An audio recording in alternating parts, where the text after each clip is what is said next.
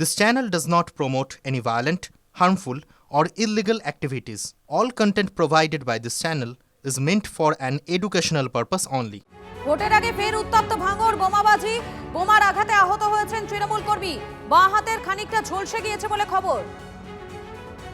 সত্যজিৎ রয়েছেন আমাদের প্রতিনিধি। সত্যজিৎ, ঠিক কি কারণে এই বোমাবাজির ঘটনা?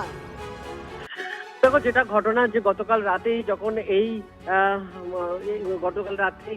এই আহত তৃণমূল কর্মী বাড়ি ফিরছিলেন কামাল পুরকাইত, যার পরিচয় তিনি এলাকার তৃণমূল সদস্য ইব্রাহিম মোল্লার তিনি ভাই, তিনি যখন বাড়ি ফিরছিলেন তখনই তার ওপরে বোমা মারা হয় বলে কিন্তু অভিযোগ, এবং অভিযোগ আইএসএফ এর বিরুদ্ধে। যদিও অভিযোগ অস্বীকার করেছে আইএসএফ এর, এবং তাদের দাবি যে তৃণমূল কংগ্রেস কর্মীরা 21শে জানুয়ারি তাদের যে সভা রয়েছে সেই সভা বানচিল করার জন্যই তারা এই ঘটনা নিজেদের মধ্যে ঘটিয়ে দোষারোপ করছে। কিন্তু যে ঘটনা ঘটেছে, ইতিমধ্যে কামালের বাম হাতে ঝলসে গেছে বোমার আঘাতে, এবং ঘটনাকে কেন্দ্র করে এলাকায় যথেষ্ট উত্তপ্ত হয়ে উঠেছে। উত্তর কাশীপুর থানার পুলিশ আধিকারিকরা গোটা ঘটনার তদন্ত শুরু করেছে। কিন্তু ভোটের আগে এমনও ঘটনায় কার্যত আবারও উত্তেজনা ছড়ালো ভাঙড়ে, সেটা কিন্তু বলার অপেক্ষা রাখে না এই ঘটনার পর। ধন্যবাদ তোমাকে। আমার উপরে আক্রমণ হয় বোমে। প্রথমে একখানা বোম চার্জ করে, আমি পড়ে যাই। ফের ছুটে পালাবার সময় ফের একটা বোম চার্জ করে। পন্থে ছুটা পালাবার পরে আমার ওই খালাতো ভাই আশাবুদ্দিন দোকান আছে, ওই দোকানে গিয়ে আমি ওখানে অজ্ঞান হয়ে যাই। ওখান থেকে কিভাবে জিরানগাছায় নিয়ে গেছে, রিপোর্ট করেছে না করেছে আমি ঠিক জানি না। কারা করবে? আমাদের এখানে আইএসএফরাই আছে, আইএসএফ ছাড়া আর কে করবে? আমরা টিএমসি করি, আমরা তৃণমূল করি, তৃণমূল লোক কি আর করবে?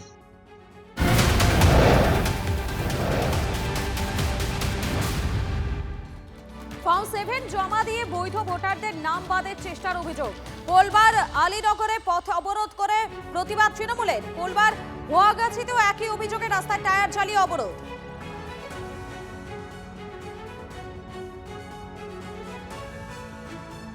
ফর্ম 7 জমাকে কেন্দ্র করে বৈধ ভোটারদের নাম বাদের চেষ্টার একটা অভিযোগ উঠে আসছে।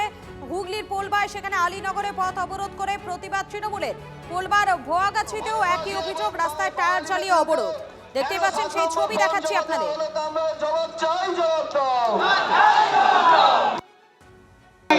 যতক্ষণ না প্রকাশ করা হবে বৈশাখী মন্ডলকে প্রশাসন যতক্ষণ না গ্রেপ্তার করবে ততক্ষণ আমরা এখান থেকে সরছি না, সরবো না। ইলেকশন কমিশন বাংলাদেশে রয়েছেন আমাদের প্রতিনিধি, আমাদের সঙ্গে আছে। কি ঘটনা, যারা রয়েছেন অবরোধকারীরা তারা কি বলছেন, কি অভিযোগ? দেখো, তোমাকে জানিয়ে রাখবো যে পোলবার আলীনগর এবং ভুয়াগাছি এই দুটো জায়গায় কিন্তু রাস্তা অবরোধ করেছে তৃণমূল।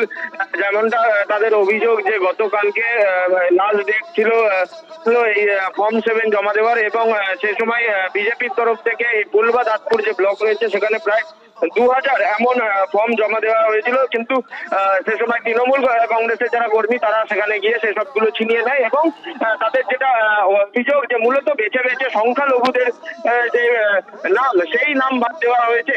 এবং রাজহাট পঞ্চায়েত, কোলবার রাজহাট পঞ্চায়েতে একটি বুথেই প্রায় 250 জন এমন ভোটারের নাম দেওয়া হয়েছে সংখ্যালঘু, তাদের নাম বাদ দেওয়ার তালিকায় রেখেছিল বিজেপি। এবং তারই প্রতিবাদে তারা কিন্তু আজকে কোলবা এবং ভুয়াগাছি এই দুটি জায়গায় রাস্তা অবরোধ করেছে, এবং টায়ার জ্বালিয়ে রাস্তা অবরোধ চলছে ভুয়াগাছিতে। ধন্যবাদ আসিফ। আনুষ্ঠানিকভাবে সভাপতি নির্বাচিত হওয়ার আগেই নীতিনের নজরে এবারে বাংলা। জাতীয় সভাপতির কুর্সিতে বসার আগেই বঙ্গ বিজেপির নেতৃত্বের সঙ্গে বৈঠক। গতকাল রাতেই শ্রমিক সুকান্ত বনসালদের সঙ্গে বৈঠক। সভাপতি পদের দায়িত্ব নিয়ে চলতি মাসেই বাংলায় আসতে পারেন নীতিন নবীন। বৈঠক করবেন রাজ্য সংগঠনের সব স্তরের নেতার সঙ্গে। গতকালকের বৈঠকে রাজ্যে এসআইআর পরিস্থিতি এবং সাংগঠনিক পরিস্থিতি নিয়ে খোঁজ নেন নবীন।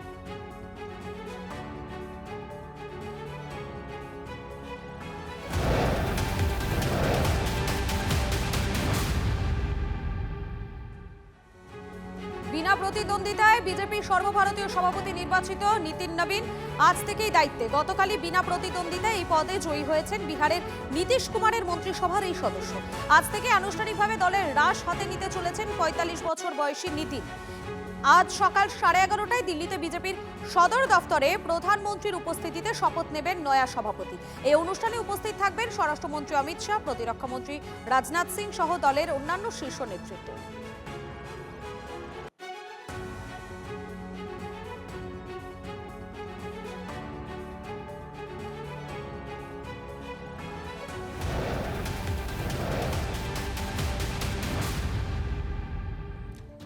সর্বভারতী কাণ্ডে জামিন পেলেন শতদ্র দত্ত। 10,000 টাকার বন্ডে শতদ্র দত্তের জামিন মঞ্জুর করলো বিধাননগর আদালত।